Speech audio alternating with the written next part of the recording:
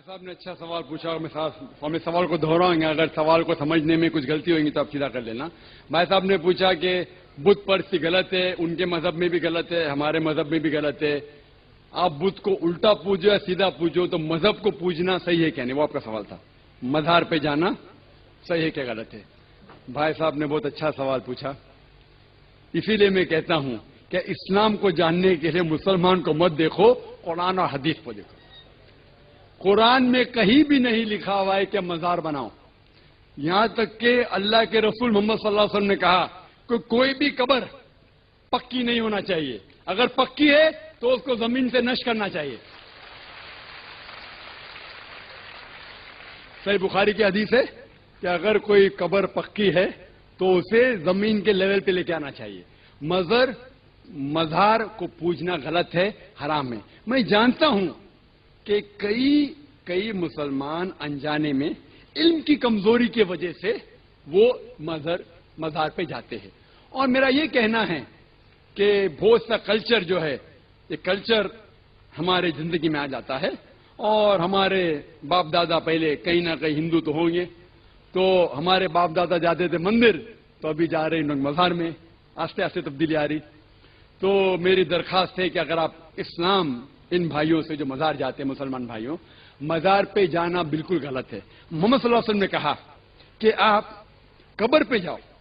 اگر آپ قبر پہ جائیں گے تو آپ کو یہ احساس ہوگا کہ آپ کبھی نہ کبھی مرنے والے ہیں, تو اللہ پہ اور یقین کریں گے, آخرت پہ یقین ہوگا. تو قبر پہ جا کے ان کے لیے دعا کرنا صحیح ہے. جو آدمی مر چکا ہے ان کے لیے دعا کرو, ان کو دعا نہیں کر سکتے. You can pray for them, not to them. مطلب ان کے لیے دعا کر سکتے, ان کو دعا نہیں کر سکتے. آپ سمجھ رہے؟ وہ بیچارہ شخص مر گیا ہے, اچھا شخص تھا, اس کے لیے دعا کر سکتے اللہ اسے جنت فردوس دے, انہیں نعمت دے, انہیں معاف کرے, وہ تک ٹھیک ہے. لیکن جا کے یہ بولے کہ میرے ایگزامینیشن میں نمبر کم ہے تو بابا نمبر اچھے کر لو, یہ بالکل حرام ہے. شفا, قرآن مجید میں کم از کم 25 آیتیں ہیں جس میں لکھا ہے شفا. شفا مطلب سفارش, وسیلہ حرام ہے. 2 آیت میں لکھا ہوا ہے صرف ان کو اجازت ہے جو اللہ تعالیٰ آخرت میں ان کو اجازت دیں گے, وہ محمد صلی اللہ علیہ وسلم آخرت میں. آج کی تاریخ میں ہم محمد صلی اللہ علیہ وسلم سے بھی نہیں مانگ سکتے. باقی لوگ کو تو چھوڑو, سنت اور باقی بابا لوگ کو چھوڑو, محمد صلی اللہ علیہ وسلم کو بھی ماننا ہمارے لیے حرام ہے. جو شخص مر چکا ہے ہم انہیں عزت کرتے ہیں, محمد صلی اللہ علیہ وسلم سے محبت کرتے ہیں, ان سے پیار کرتے, لیکن ان کی پوجا نہیں کرتے, ان کی عبادت نہیں کرتے. عبادت صرف اللہ کی. سب سے پہلے مزار بنایا کس نے, یہی سمجھانا چاہتا ہوں. کچھ لوگوں کو مزاروں سے چڑے, دیکھیں جی ضرورت نہیں ہوتی ہے, اوپر چھت ڈال دینا, یہ کر دینا, وہ کر دینا. اچھا یار صحابہ سے پوچھتے, صحابہ کرام کیا مزار بنائیں گے کہ نہیں بنائیں گے؟ بخاری شریف, کیا بولا میں نے؟ بخاری شریف کی حدیث ہے. اللہ اللہ سرکار کے وصال کے بعد ولید کے دور میں میرے رسول اکرم کے مزار پرانوار کی دیوار گر گئی. سرکار کے مزار کی سرکار کے مزار کی دیوار گر گئی. سرکار کے مزار کی دیوار گر گئی. ولید نے آرڈر دیا اب گہری دیوار بنیادیں کھودو اور اچھا سا مزار بناؤ. تابعین کا دور ہے. اللہ اللہ ولید کے کہنے پر اس جگہ سے کھدائی شروع کر دی گئی. اچانک کھدائی کرتے کرتے ایک پاؤں باہر نظر آنے لگ گیا. ایک انسانی پاؤں باہر نکلا قبر سے باہر. تو ہر طرف یہ شور مچ گیا کہ رسول اللہ کا قدم ہے, رسول اللہ کا قدم ہے, رسول اللہ کا قدم ہے. حضرت عروہ بن زبیر آپ آئے, آپ نے جب دیکھا, لوکیشن دیکھی, سارے معاملات دیکھے, اپنے ابا سے سب کچھ تو پوچھا ہوا تھا, سیدہ عائشہ سے تو سب کچھ پوچھا ہوا تھا. آپ نے دیکھ کے فرمایا یہ رسول اللہ کا قدم نہیں ہے، بل ھذا قدمو ھذہ قدمو عمر بن الخطاب، اور یہ رسول اللہ کا پیر نہیں ہے، یہ عمر فاروق کا پیر ہے۔ کتنے عرصے بعد نکلا؟ 100 سال کے بعد نکلا، 100 سال کے بعد نکلا۔ ابھی سمجھ نہیں آئی تجھے؟ کتنے عرصے کے بعد نکلا؟ 100 سال کے بعد۔ بالکل صحابہ کہتے ہیں جب ہمارا ہاتھ لگا جیسے زندوں کا پاؤں ہوتا ہے، جیسے زندوں کا پاؤں ہوتا ہے۔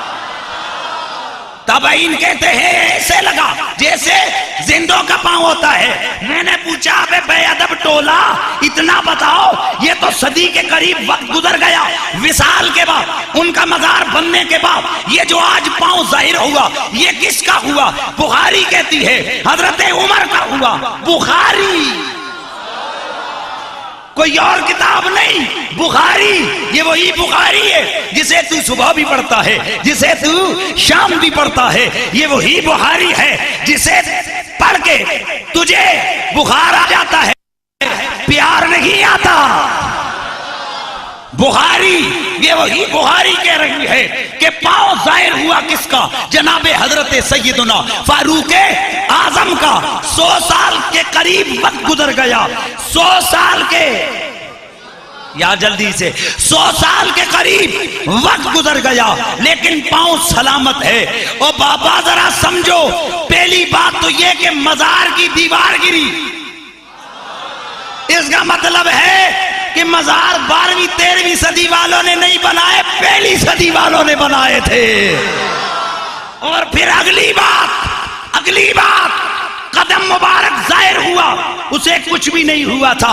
اور یار اگر نبی کے غلام کے قدم کو زمین کچھ نہیں کہہ سکتی تو میرے رسول کے جسم کو زمین کیا کچھ کہہ سکتی ہے؟ سیدہ عائشہ صدیقہ کی خدمت میں مدینے کے لوگ حاضر ہو گئے۔ اے ام المومنین، اے سیدہ، حضور کی بیوی، ہم مومنوں کی ماں مدینے میں 61 سالی ہو گئی ہے۔ پیار سے، مدینے میں 61 سالی۔ کیا کروں میں؟ ام المومنین کچھ کیجئے، بارش نہیں رہی، برس رہی۔ آپ نے فرمایا اچھا ایسا کرو، سرکار کے مزار کی چھت سے کھڑکی نکالو۔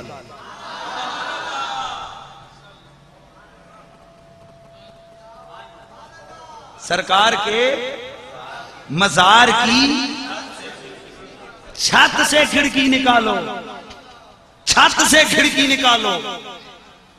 انہوں نے ام المومنین کا کہا مانا، کھڑکی نکالی۔ آسمان اور قبر رسول کے درمیان جب پردہ حائل نہ ہوا، اتنی بارش برسی، اتنی بارش برسی۔ صحابہ فرماتے ہیں بعد میں مدینے والوں نے پکی کھڑکی رکھ دی۔ کبھی غور کیا ہو تو آج بھی سرکار کے گنبد پہ کھڑکی موجود ہے۔ پتا چلا چھت اس وقت بھی میرے رسول کے مزار کی تھی۔ آئے ہائے، میرے رسول کے مزار کی چھت اس وقت بھی تھی۔ کہا نہیں وہ تو نبی کا مزار ہے۔ میں نے کہا نبی کا بھی ہے، ساتھ ابو بکر کا بھی ہے، ساتھ عمر کا بھی ہے۔ اور کمال یہ ہے کہ یہ مزار بنایا کس نے؟ صحابہ نے۔ تو اگر مزارات بنانا شرک ہوتا تو کیا رسول اعظم کے غلام شرک کرتے رہے؟